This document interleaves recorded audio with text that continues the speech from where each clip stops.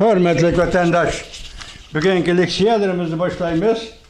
Leksiyada Sıdıkacı Rozi, Washington'da sözleyimiz. Bugün çizlak aşkı 23. yıl, 6. ayının 8. günü. Haftiga vatandaş Perşembe. Haftiga Perşembe. Bugünkü vəziyyətimizdə isə hörmətli vətəndaş, yəni bir faciə. Məsələ Ukrayna üçün bir faciə tünün digəndək bulduq. Dnepr dəryası tosmusiya damba. Xitay tildə, Uyğur tildə tuğan. Bunu partıltıb etdi. Hazır Ukrayna tərəf etdi ki, bunu Rusiya qıldı dedi. Rusiyanın bayanatçısı Peskov dedi ki, bunu Ukrayna qıldı dedi. Lakin bir yerde bir sırlık taraf şuken ki, hazır Ukrayna Krimiye geçe yürüyüş kılıdığın payet gelgende, Rusya hükümeti biz tüzgün dedik, çıdımaslık kıldı. Uruşun taşayın dikiş, uruş meydanı, uruşunu kayırıp koyup, ahalılarını beyran kılış, ahalılarını uruşlarını söyleyip kırış ve uruşun derdine ahalılar, pıralarının zımbısı artık koyuş. Qalbalçılıq var, millət qıldığa işləməz cümə vətəndaşa və. Kiçəkəni əkəkdiki var, millət bundan şıqınmaydı cümə. Hazır minliğən, 10 minliğən Ukrayna xalq sonun içində. Hatta hazır Tayvan'dan halkılıq bəytlə televiziyası görüb çıxdım.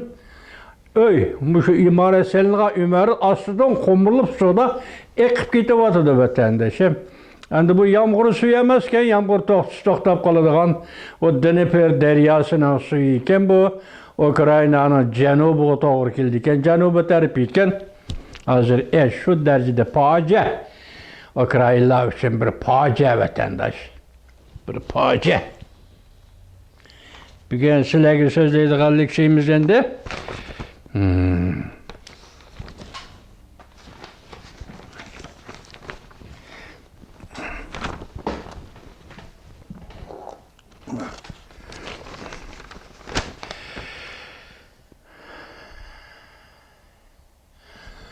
Amerika bilen Çünkü oturusu da Tayvan boğuzu da vaziyetlik dokunuş örülmekte.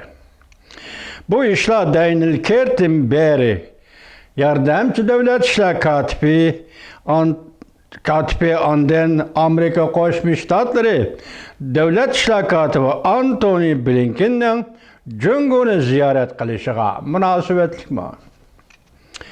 Mavzulu haber 6. ayının 8. Cungunu nazar torbiti ilan kılındı haber. Bundak başlandı. Amerika Koşmuş Ştatları Asya'da en çok yanlışları bu işi yardımcı devlet işler katibi Daniel Kirtenberg 6. ayının 4. günü Cungunu ziyaret kılıp arkadıllı Amerika Koşmuş Ştatları devlet işler katibi Antony Blinken Beijing'e ziyaret bardığan oldu. Gerçi Amerika taraf dostane, diplomatik, münasebetlerge tirişçallık görüştü atkan bolsama. Lakin Amerika Cungu işki devletinin Tayvan boğuzu ve Cenubu Cungu denizde vaziyetlik tokunuşu örleşki başladı. Devlet şakatı Antony Blinken yakın arlıkta Cungu'nu ziyaret kılıp özlüksüz yamallaşıp atkan Amerika Cungu münasebetini normallaştırışqa tirişçallık görüşüdür. Ötken haftanın 1. günü Amerika Koşmuş Ştatları Devlet Mahkemesi Asya Tinç Okyan İşleri bu işi yardımcı devlet işler katibi Daniel Kirtenberg Beijing'i ziyaret kılıp Amerika Cungu iki taraf söhbeti de alakadar münasebet yollarını saklap kalış hem de Tayvan meselesi bu içe muhakeme elip bargan idi. Cungu taraf bunda görsetti.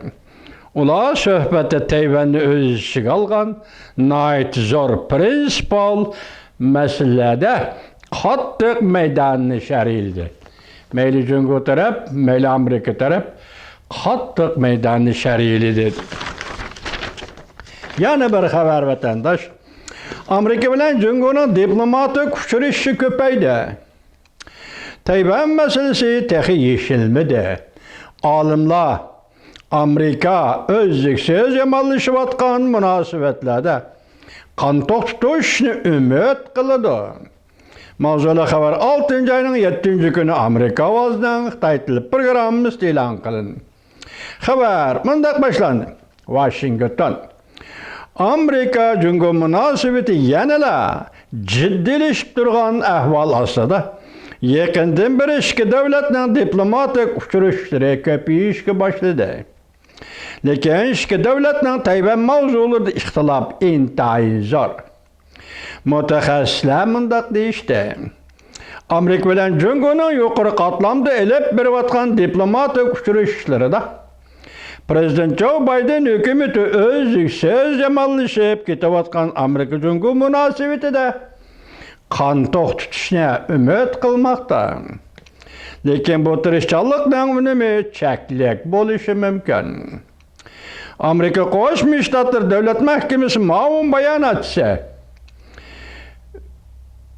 Vedante Patel 6 ayning 6 kuni muxbirlarga Amerika ovoziga so'zlaganda yordamchi davlat ishlar kotibi Daniel Kirtenbergning Jungo taraf bilan o'tkazgan suhbati to'g'risida to'xtalganda mundaq ko'rsatdi. Yüz o'ltirib so'zlashish, suhbatni va uchrashishni davomlashtirish mayli Washingtonda, mayli Beijingda bu mumkin.